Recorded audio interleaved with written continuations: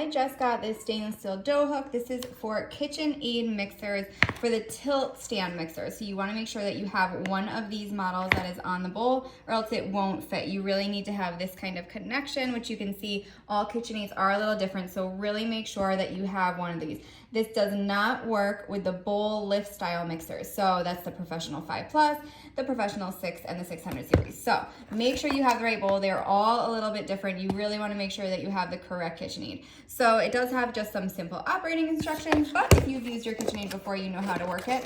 This is a stainless steel dough hook, which is really nice because it is heavy duty. I also like how it is curved slightly at the bottom, so you can see it's not completely straight. It does twist a little bit, and that twist will actually really help you mix your dough. See, this is how it goes on the mixer, so you need to make sure that you have the mixer that is compatible with that.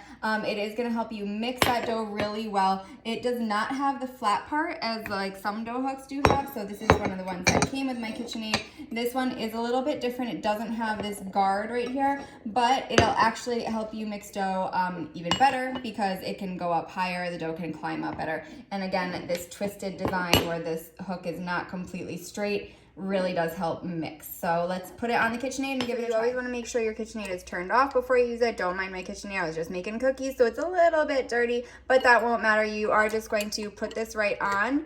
You're going to push it up to push up that spring, give it a twist, and let it latch on. So you can see it connects right away. This is the tilt head mixer design, and it goes on perfectly, and it's ready to go. So you can just turn on your mixer. You can see how it'll twist and move around. It'll mix up that dough really well.